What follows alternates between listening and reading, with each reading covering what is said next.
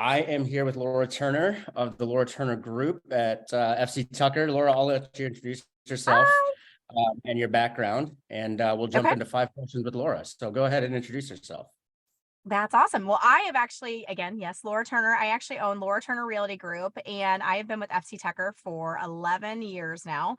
I started my career in new home construction. I worked for Estridge companies, and that was out of college. And then I got into this avenue of real estate. Never in a million years did I ever picture that it was going to do what it's done. But I absolutely love it. I built a team in 2015 around that. And I've just been afforded a lot of really cool, fun, unique opportunities along the way. I've grown my business successfully the last several years. Like when I first started, I would double it each year. I don't double it now because I'd probably lose my mind. That's why I have a team too. But in general, we probably produce about 45 million a year, and I produce about 30 of that. So that's where we're at. Yeah. And you are local to our hometown of Fishers, Indiana, and I am. your Yes. picture is on the softball fields, and you are all over the community, and I love it. Yes. So So I've I, been in I Fishers for appreciate. 18 years now, 18 years. But yes, I am very much invested. Anything that my kids do, I definitely have a presence there because I truly believe if I'm going to, I don't want to miss a beat with them. And if I'm going to be there, then I might as well, sponsor it and give back to our community that way. So, yeah. No, I love it. I'm a big fan of yours. So appreciate you making some time. So we're going to jump into five Yeah. questions with Laura. Okay. First question, what is the biggest hurdle you face right now? Biggest hurdle I face right now, really, I can speak to like the last couple of weeks, and then in general. So the last couple of weeks, the biggest hurdle I've had on listings and such as buyer's remorse. I think that this market is pivoting in a way. It's not necessarily slowed down, but I think that buyers are getting under contract on perhaps some of my listings, and then they just get cold feet. So that's been a huge hurdle as of late, is buyers getting cold feet. And I think it's with the rise of the interest rates potentially, like that's definitely affecting it. So that's been a little bit of a challenge, a little bit of a hurdle that I've faced, in the last couple of weeks. In general, I would say like just, from a bigger perspective, the biggest thing is probably just the challenge of inventory still.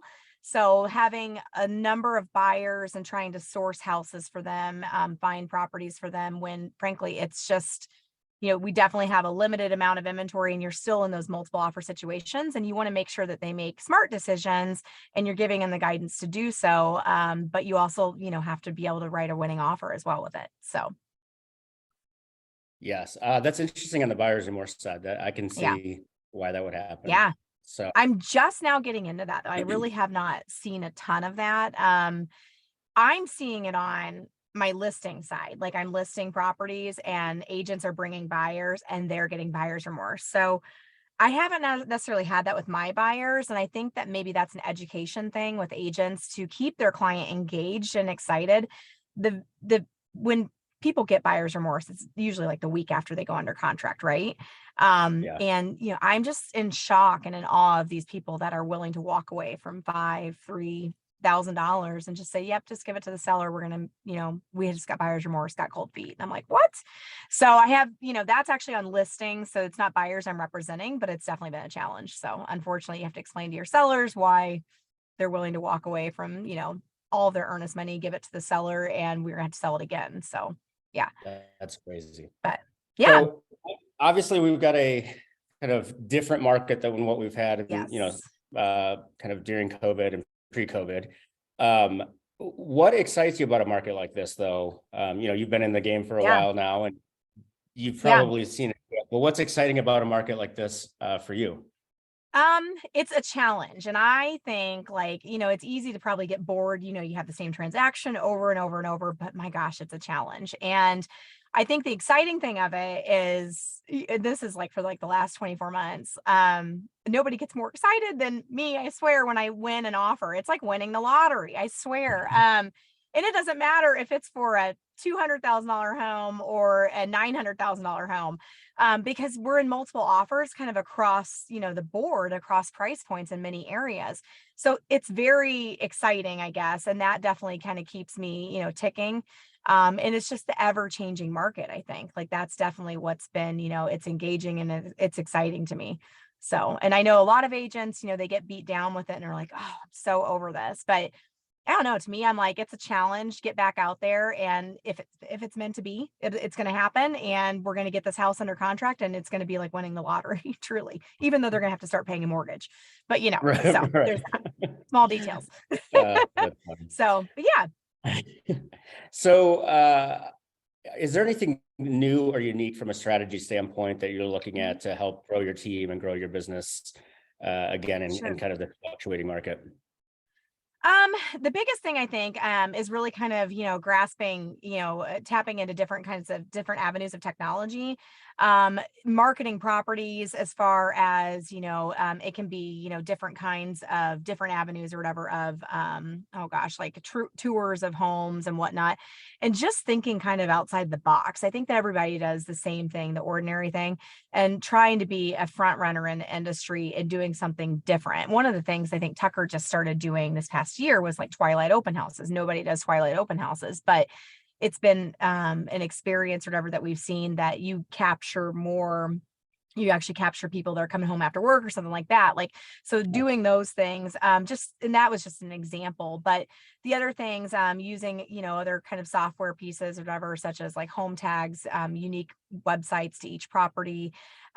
Just because I think that our biggest presence, obviously, of a listing and footprint is online, very first and foremost. So why not tap into several different avenues, I guess, to do that, to get properties out there. But I would just say, the biggest thing to grow, so you don't die. I always say you grow or you die, is, just to basically tap into those kind of things. And then with my team, incentivizing things. Like we've got big goals. We want to go big places this year. So incentivizing them with a team trip and everything at the end of the year. So those are things that on a personal level that we're doing just to kind of keep everybody excited and engaged with this market that can totally beat you down, but you just have to, create the excitement and the opportunity.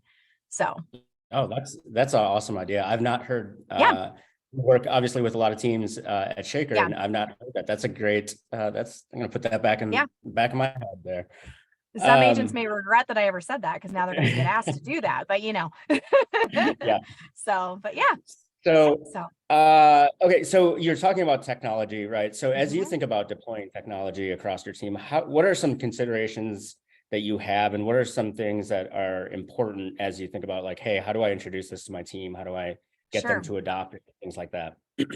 I think like for the most part, when we do things like when I bring a new agent on, which is not a lot. I mean, I think I'm a very small, close-knit team, but they work, in conjunction with me for like 6 months straight. Like there's literally like they, do everything with me. And so like we adopt certain practices within the team that everybody does. So when we list a property, we want them to be a certain sense of like unity or whatever. I don't know if that's the right word necessarily, but we want them to, be uniform, I guess, across the board. Like this is what we do for marketing. This is what we do for websites. This is what we do on social media, just to make sure that everybody is on the same page. So when they walk into one of our listings, that they know that they're going to get comprehensive information, that they're going to have everything at their fingertips, and they don't need to, be calling 3 different people, myself, the team, the other co-agent or whatever on it.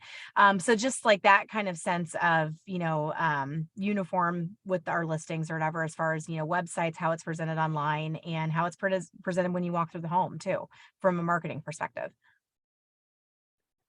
Awesome. And then final question, and I told you Yeah. this before we started recording. I know that you are one to answer this. So what's the funniest thing or a funny thing that you've encountered during a showing or a client meeting or Mhm. something that you've been out and that is memorable Well, to you? it's really hard to narrow it down. So I have two, if that's okay. Two. Yep, that's perfect. And they'll be really okay. So I'll give you the cliff notes. One, I was actually in the Bates Hendricks area at a listing, and I put my hand in my pocket and I didn't realize I had a live taser in there. Tase myself. That was really bad. So that was bad. That's a really good one though. And it's so funny because I don't even know some agents and they're like, you spoke at something and said that. And then most recently, I'm actually headed down to Nashville, Brown County today to show another a property that's an Airbnb.